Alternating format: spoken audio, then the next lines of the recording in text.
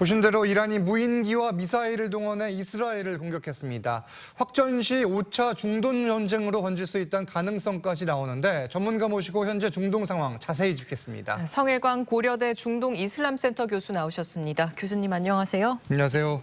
일단 이스라엘이 먼저 시리아에 주재한 이란 영사관을 공격했고 이란이 12일 만에 보복 공격을 감행한 건데 이란이 이스라엘 본토를 공격한 거는 이번이 사실상 처음이에요. 네, 그렇습니다. 이란은 과거에 이스라엘 지역의 인근에 있는 프락시, 즉 대리 조직들을 이용해서 이스라엘을 여러 차례 공격을 했습니다만 이란 본토에서 어떤 미사일이나 드론을 직접 날려서 이스라엘을 공격한 건 처음이다. 이렇게 이제 알려지고 있습니다. 네, 지금 미사일과 드론이 발사되니까 이스라엘은 대피 명령까지 내려졌는데 이 명령이 지금은 해제가 됐다고 하거든요. 그러면 이 공격이 좀 멈췄다고 봐도 되는 겁니까? 네, 일단 현재로서는 이란의 공격이 일단락됐다.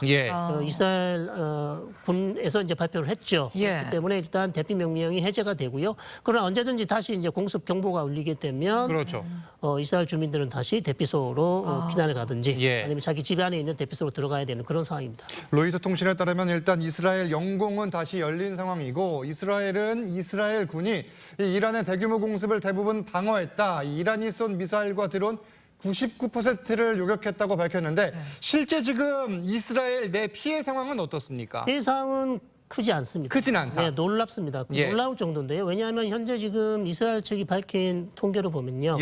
전체 쏜 드론과 순항 미사일, 탄도 미사일 331기로 나오고 있습니다. 드론이 185기, 순항 미사일이 36기, 탄도 미사일이 110기 정도가 되고요.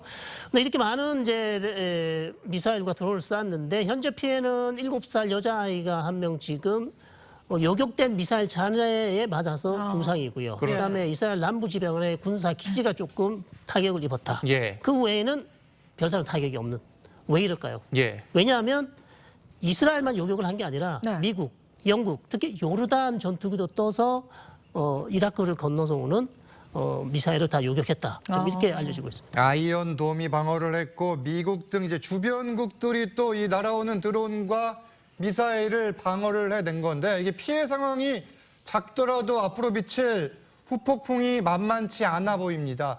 이란의 보복 공격에 대해 이스라엘 국방장관은 이스라엘 시민을 방어하기 위해 모든 조치를 취하겠다 이렇게 이야기를 했는데 이 내용도 들어보시죠. אנחנו עוקבים מקרוב אחר מתקפה מתוכננת של איראן ושל שלוחיה כנגד מדינת ישראל. בימים האחרונים תגברנו את המערך ההגנתי שלנו ואת המערך ההתקפי שלנו. אנחנו נחושים לנקוט בכל דרך על מנת להגן על אזרחי מדינת ישראל. 네, 이스라엘은 이란의 공격에 대해 강력 대응하겠다는 입장인데 이렇게 되면 지금 중동 전역으로 확전될 가능성도 있다고 보십니까? 네, 정말 생각하기 싫은 시나리오였고요. 예측하기 어려운 시나리오였는데 사실상 지금은 최악의 시나리오로 가고 있다. 사실은 가자 지구 전쟁이 6개월을 넘어서 계속 이어지고 있고 초기부터 이제 이 전쟁이 어떻게 확전될 것인가 많은 전문가들이 이제 예측을 하고 또 실패를 했는데요. 사실상 최악의 시나리오로 가고 있다. 사실 이스라엘이 그럼 이렇게 많은 공격을 받고 가만히 있을 것인가? 그럴 가능성은 상당히 적어 보이고요. 이스라엘은 또 이미 발표를 했습니다. 이란에 대해서 이란 본토를 우리가 이렇게 공격을 받은 만큼 그 정도의 수능, 대응하는 수준의 공격을 감행할 것이다. 필요한 모든 조치를 취하기로 결심했다 이렇게 이야기를 했어요. 그렇게 되면 과연 이스라엘의 반격 수준이 어느 정도 될 것이며 그 피해가 또 어떤 피해가 날지 예측하기 어렵고요. 그렇다면 이란은 다시 그 피해를 받았기 때문에 다시 재반격을 할 가능성이 높다는 것이죠.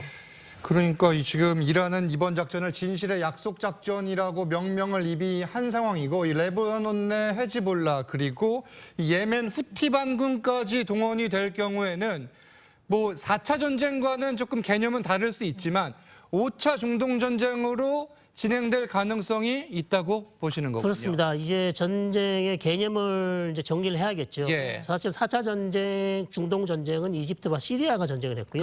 지금 벌어지고 있는 전쟁은 아랍 국가가 아닌 이란과 이란의 대리 조직들이 이스라엘과 지금 전쟁을 벌이고 있고 예. 만약에 이란의 공격이 상당히 이스라엘에 큰 타격을 준다면 미국도 여기에 개입할 가능성이 높아집니다. 그렇게 되면 이 전쟁은 진짜 우리가 상상하기 싫은 방향으로 가게 되는 것이죠. 개입을 어떻게 하느냐 이 부분도 중요할 것 같은데 일단 미국의 경우에는 이 바이든 대통령이 미국의 이란 공격에 미국은 가담하지 않겠다 이런 입장을 밝혔거든요. 네, 지금 바이든 대통령과 나타냐후 총리가 통화를 했다고 합니다. 방금 전에요. 그래서 바이든 대통령은 지금 이스라엘이 반격을 할 텐데 반격 안 했으면 좋겠습니다만 나타냐후 총리가 강력히 반격을 하겠다고 했기 때문에 그러나 미국은 거기에 동참할 뜻이 없다. 그렇죠. 그렇기 때문에 이스라엘이 반격할 가능성이 더 높아졌고요.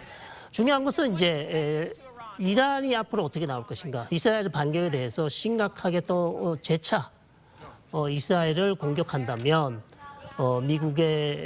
미국은 지금 대선을 앞두고 중동 지역이 좀 조용해지고 그다음에 대선을 빨리 끝낸 다음에 문제 해결을 하고 싶었으나 바이든이 원하는 방향으로 전혀 지금 원하는 방향으로 가지 않고 있다.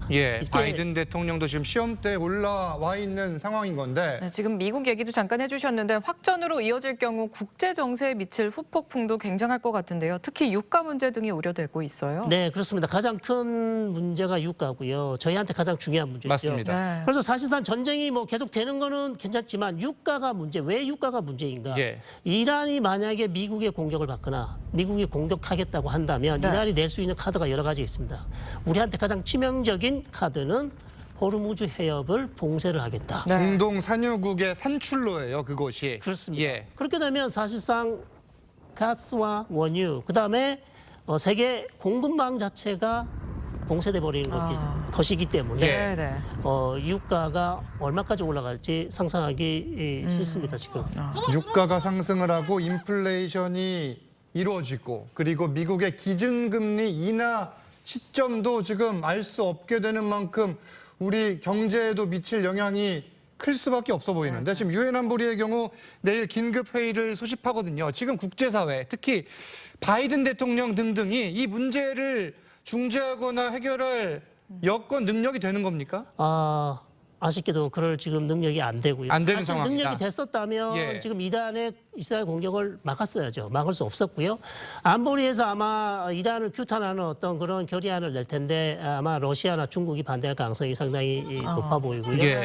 그렇기 때문에 안보리를 통해서 어떤 지금 이 중동 사태를 해결하기는 어려워 보입니다. 그래서 계속해서 하는 말씀드리지만 미국의 어떤 지도력, 리더십이 계속해서 요구되는 그런 상황이다 이렇게 말씀드릴 수 있겠습니다. 알겠습니다. 일단 이란이 보복 공격을 했고 이스라엘이 이에 대해서 재보복을 어느 수준으로 할지 그리고 미국 등 주변국들이 어떤 대응을 할지 계속 지켜봐야 되는 중요한 상황입니다.